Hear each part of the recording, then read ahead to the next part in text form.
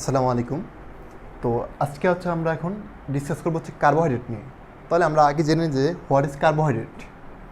Carbohydrate হলো একটা polyhydroxy জৈব যৌগ, যেটাতে ফাংশনাল গ্রুপ হিসেবে কি থাকবে, aldehyde group or ketone group, বা দুইটাই থাকতে পারে।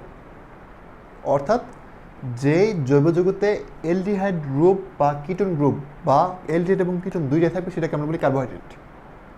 এখন কার্বোহাইড্রেট একটা বেসিক একটা জিনিস হলো, কার্বোহাইড্রেট হচ্ছে কার্বন, হাইড্রোজেন, অক্সিজেন নিয়ে গঠিত এবং তাদের যে অনুপাত সবসময় 1:2:1 হবে। তাদের অনুপাতটা কী হবে? 1:2:1। অর্থাৎ যদি আমরা গ্লুকোজেরটা দেখি তাহলে দেখব C6H12O6। অর্থাৎ সবসময় তাদের অনুপাতটা এই 1:2:1 এই অনুপাতটা মেনটেন করবে। যদি এই অনুপাত যদি না হয় তাহলে সেটা কার্বোহাইড্রেট না। ওকে, তাহলে এবার আসো যে কার্বোহাইড্রেটের শ্রেণীবিন্যাস। কার্বোহাইড্রেটকে আমরা প্রধানত 4 ভাগে ভাগ করি: মনোস্যাকারাইড, ডাইস্যাকারাইড, অলিগোস্যাকারাইড, পলিস্যাকারাইড। তাহলে মনোস্যাকারাইড মনে রাখবা, মনো মানে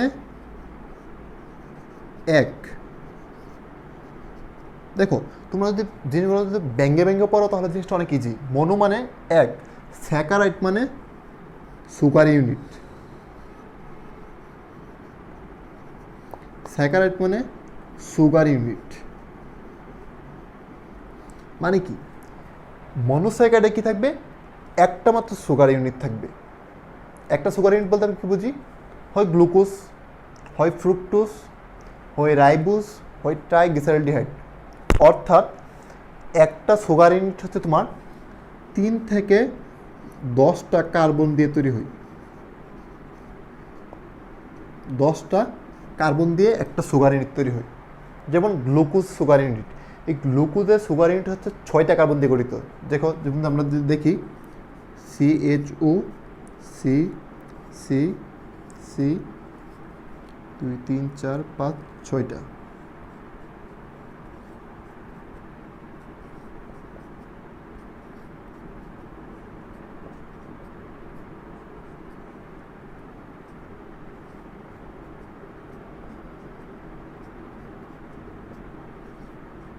এটা হচ্ছে একটা গ্লুকোজের ইউনিট স্ট্রাকচার। তাহলে একটা গ্লুকোজের ইউনিটে কি দেখো, 1টা 2টা 3টা 4টা 5টা 6টা, অর্থাৎ সে হচ্ছে 6টা কার্বন দিয়ে গঠিত। তাহলে আমরা বলছিলাম যে মনোস্যাকারাইড কয়টা কার্বন থাকবে? 3 থেকে 10টা কার্বন থাকবে। তাহলে এরকম 3 থেকে 10টা কার্বন দিয়ে যদি গঠিত কোনো একটা ইউনিট থাকে সেটাকে আমরা বলি মনোস্যাকারাইড। সেটাকে আমরা বলি মনোস্যাকারাইড। মনোস্যাকারাইড আবার 2টা সাবডিভিশন আছে, দেখো অ্যালডোস এবং কিটোস। যদি এই সুগার ইউনিটের ফাংশনাল গ্রুপটা যদি এলডিহাইড হয় তখন সেটাকে আমরা বলি অ্যালডোস গ্রুপ। আর এই ফাংশনাল গ্রুপটা যদি কিটোন গ্রুপ হয় তখন সেটাকে আমরা বলি কিটোন। যেমন দেখো গ্লুকোজ হচ্ছে অ্যালডোস, অর্থাৎ গ্লুকোজের সে এলডিহাইড গ্রুপ ধারণ করতেছে। আর ফ্রুক্টোজ হচ্ছে কিটোন গ্রুপ, তাতে হচ্ছে কিটোন ফাংশনাল গ্রুপটা থাকে। এখানে এলডিহাইড থাকবে না, এখানে হচ্ছে তার কিটোন ফাংশনাল গ্রুপটা থাকবে। রাইবোজ 5 কার্বন বিশিষ্ট সুগার, সে হচ্ছে অ্যালডোস, কারণ রাইবোজে কে থাকে? এলডিহাইড গ্রুপটা থাকে ফাংশনাল গ্রুপ হিসেবে। আর রাইবোলুজ হচ্ছে কিটোন, কারণ কি তাতে হচ্ছে ফাংশনাল গ্রুপ হিসেবে কে থাকবে? কিটোন থাকবে, কিটোন গ্রুপটা থাকবে। তাহলে আমরা কি দেখলাম যে মনোস্যাকারাইড হচ্ছে একটা সুগার ইউনিট। তাহলে একটা সুগার ইউনিট আবার কয়টা কার্বন দিয়ে তৈরি? 3 থেকে 10টা কার্বন দিয়ে তৈরি। যেমন গ্লুকোজ হচ্ছে 6টা, দেখো 6টা কার্বন দিয়ে গঠিত। রাইবোজ হচ্ছে 5টা, সেজন্য রাইবোজে কয়টা কার্বন থাকবে? 5টা থাকবে। এবং 3টা থাকলে, 3টা গ্লুকোজ থাকলে এলডিহাইড গ্রুপ হলে আমরা বলি 3-গ্লিসারলডিহাইড। তোমরা যারা অষ্টম অধ্যায় পড়ছো দেখবা গ্লাইকোলাইসিসের দাপে 3-ফসফোগ্লিসারলডিহাইড। এবং কিটোন গ্রুপ হলো হচ্ছে ডাইহাইড্রোক্সি অ্যাসিটোন। অর্থাৎ একটা মনে রাখবা, এই এলডিহাইড এবং কিটোন গ্রুপ একে অপরের আইসোমার। তারা এটা থেকে এটাতে কনভার্ট হতে পারে, এটা থেকে ওইটাতে কনভার্ট হতে পারে। তারা একে অপরের আইসোমার। এই জিনিসটা মাথায় রাখতে হবে। তাহলে এগুলো আমাদের মনোস্যাকারাইড।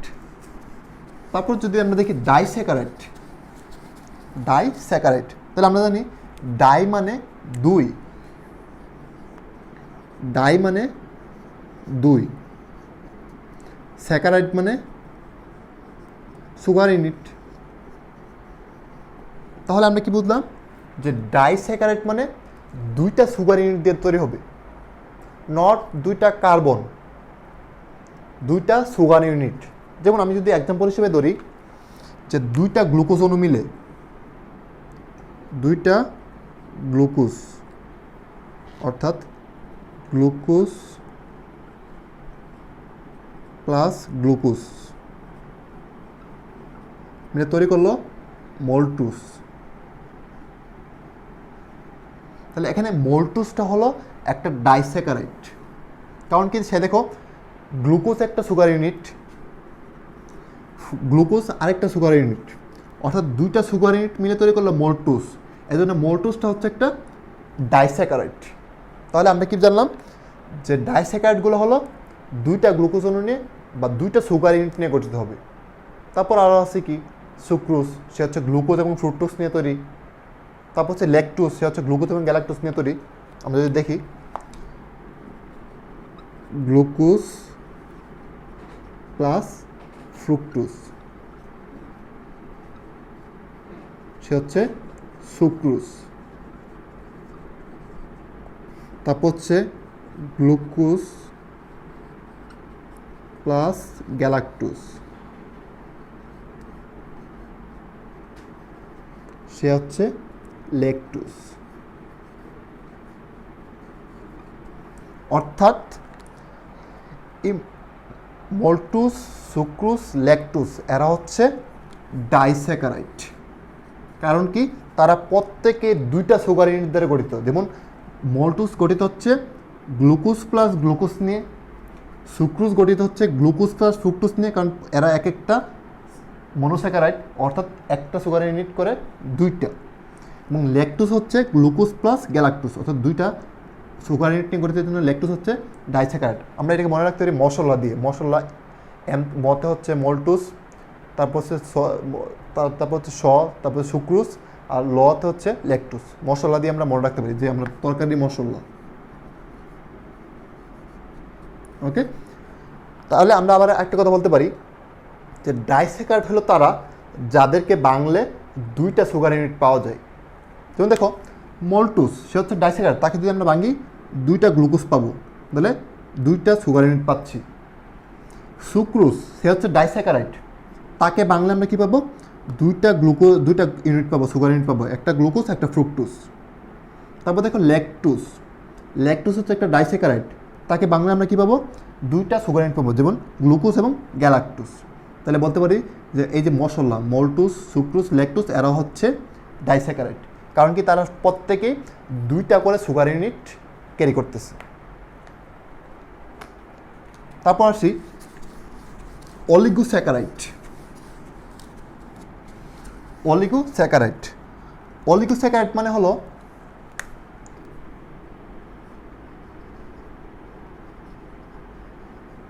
সে 3 থেকে 10টা সুগার ইউনিট ক্যারি করবে, 3 থেকে 10টা সুগার ইউনিট ক্যারি করবে। একটা জিনিস কনফিউজ হওয়া যাবে না, মনোস্যাকারাইড ছিল 3 থেকে 10টা কার্বন ইউনিট, আর অলিগোস্যাকারাইড হলো 3 থেকে 10টা সুগার ইউনিট। অর্থাৎ 3 থেকে 10টা কার্বন মিলে তৈরি করে একটা সুগার ইউনিট, আর এরকম 3 থেকে 10টা সুগার ইউনিট মিলে তৈরি করবে অলিগোস্যাকারাইড। বুঝতে পারছো? তাহলে অলিগোস্যাকারাইড হলো 3 থেকে 10টা সুগার ইউনিট নিয়ে গঠিত হবে। তারপর আসি পলিস্যাকারাইড। পলি মানে কি অসংখ্য বা পলিমার, পলিস্যাকারাইড। পলিস্যাকারাইড হলো পলিমার, মানে কি অসংখ্য সুগার ইউনিট মিলে অনেকগুলা এন সংখ্যক। যেমন আমি যদি বলি যে এটা হচ্ছে গ্লুকোজ, এরকম এন সংখ্যক অর্থাৎ 10-এর বেশি, এন ইজ ইকুয়াল টু কি, মোর দেন 10, অর্থাৎ 10টার বেশি গ্লুকোজ ইউনিট একসাথে মিলিত হয়ে যদি তৈরি করে সেটাকে আমরা বলি পলিস্যাকারাইড। যেমন পলিস্যাকারাইড কী আছে, স্টার্চ। স্টার্চ হলো অনেকগুলা গ্লুকোজের পলিমার, অর্থাৎ অনেকগুলা গ্লুকোজ মিলে হচ্ছে তৈরি করে স্টার্চ। তারপর হচ্ছে গ্লাইকোজেন, অনেকগুলা গ্লুকোজ মিলে তৈরি করে গ্লাইকোজেন। এইভাবে হচ্ছে এরা হচ্ছে গ্লুকোজ, স্টার্চ, তারপর হচ্ছে গ্লাইকোজেন, এরা হচ্ছে এক একটা পলিস্যাকারাইড, কারণ কি তারা পলিমার অফ সুগার ইউনিট। তারপর হচ্ছে ফ্রুক্টোজ, অনেকগুলো ফ্রুক্টোজ একসাথে মিলে তৈরি করে কি, ইনিউলিন। তাহলে ইনিউলিন একটা পলিস্যাকারাইড। তারপর এদের মধ্যে আবার দুই ধরনের আছে, পলিস্যাকারাইড হচ্ছে আবার দুই ধরনের আছে, একটা হচ্ছে হোমোপলিস্যাকারাইড, আরেকটা হচ্ছে হেটারোপলিস্যাকারাইড। তাহলে হোমোপলিস্যাকারাইডটা কি, যে একই ধরনের সুগার ইউনিট, যেমন স্টার্চ শুধুমাত্র গ্লুকোজের অনেকগুলো গ্লুকোজের ইউনিট মিলে হচ্ছে গঠিত হয় স্টার্চ বা গ্লাইকোজেন। তাহলে স্টার্চ গ্লাইকোজেন হলো হোমোস্যাকারাইড, কারণ তারা একই ধরনের সুগার ইউনিট দ্বারা গঠিত। আর হেটারোপলিস্যাকারাইড হলো যারা বিভিন্ন ধরনের সুগার ইউনিট দ্বারা গঠিত। যেমন আমাদের একটা আছে গ্লাইকোসাইমানোগ্লাইকেন, সে হচ্ছে একটা পলিস্যাকারাইড, হেটারোপলিস্যাকারাইড, কারণ কি সে হচ্ছে অনেক ধরনের জিনিস, যেমন কন্ড্রোইটিন সালফেট, তারপর হচ্ছে ক্যারোটিন সালফেট, ডারমাটোন সালফেট, এই এরা হচ্ছে এরকম বিভিন্ন ধরনের সুগার ইউনিট নিয়ে গঠিত। এর জন্য গ্লাইকোসাইমানোগ্লাইকেনকে বলা হয় হেটারোপলিস্যাকারাইড, কারণ কি সে বিভিন্ন সুগার ইউনিট নিয়ে গঠিত হবে। আর হোমোপলিস্যাকারাইডটা কি, সে একই ধরনের সুগার ইউনিট দ্বারা একসাথে মিলিত হয়ে পলিমার তৈরি করবে, সেটাকে আমরা বলতেছি হোমোপলিস্যাকারাইড। অর্থাৎ স্টার্চ, গ্লাইকোজেন, এরা হলো হোমোপলিস্যাকারাইড। তো এই ছিল কার্বোহাইড্রেট ক্লাসিফিকেশন, নাম্বারের উপর ডিপেন্ড করে। তারপর আমরা কার্বোহাইড্রেটকে আবার দুইটা ভাগে ভাগ করতে পারি, তাদের ফাংশন বা তাদের ফাংশনের উপর ডিপেন্ড করে হচ্ছে আমরা দুইটা ভাগে ভাগ করতে পারি। একটা হচ্ছে রিডিউসিং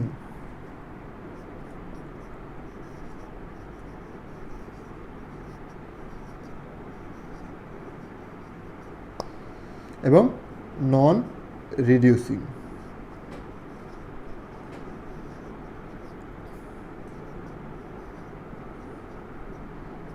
তাহলে রিডিউসিং এবং নন রিডিউসিং কি? রিডিউসিং হলো বিজারক শর্করা। বিজারক শর্করা বলতে আমরা কী বুঝি, যে কোনো একটা কার্বোহাইড্রেট অর্থাৎ মনোস্যাকারাইড বা ডাইস্যাকারাইড তারা যদি অ্যালডিহাইড বা কিটোন গ্রুপ ধারণ করে, শুধুমাত্র অ্যালডিহাইড বা শুধুমাত্র কিটোন গ্রুপ ধারণ করে এবং ক্ষারীয় মাধ্যমে তারা রিডিউসিং এজেন্ট অর্থাৎ বিজারক হিসেবে কাজ করবে, তাকে আমরা বলি রিডিউসিং সুগার বা বিজারক শর্করা। যেমন সকল মনোস্যাকারাইড এবং ডাইস্যাকারাইডগুলো হচ্ছে রিডিউসিং সুগার, শুধুমাত্র সুক্রোজ বাদ দিয়ে। যেমন গ্লুকোজ, গ্যালাক্টোজ, এরা হচ্ছে কি রিডিউসিং সুগার। অর্থাৎ সকল মনোস্যাকারাইড এবং ডাইস্যাকারাইড, শুধুমাত্র কোনটা বাদ? শুধুমাত্র সুক্রোজ।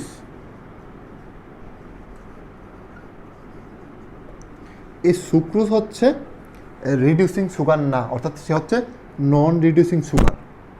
কারণ কি, তার ভিতরে অ্যালডিহাইড এবং কিটোন গ্রুপ দুইটা গ্রুপই একসাথে থাকে, সেজন্য সে রিডিউসিং এজেন্ট হিসেবে কাজ করতে পারে না। এই জন্য সুক্রোজ হচ্ছে একটা নন রিডিউসিং সুগার। এই সুক্রোজ আর হচ্ছে পলিস্যাকারাইড, এরা হচ্ছে নন রিডিউসিং সুগার। আমরা এটা নিয়ে পরবর্তী পার্টে বিস্তারিত আলোচনা করব। তাহলে এই ছিল কার্বোহাইড্রেট ক্লাসিফিকেশন বা শ্রেণীবিন্যাস নিয়ে আমাদের আলোচনা। আশা করি সবাই বুঝতে পেরেছ। সবাই এখানে ধন্যবাদ। আসসালামু আলাইকুম।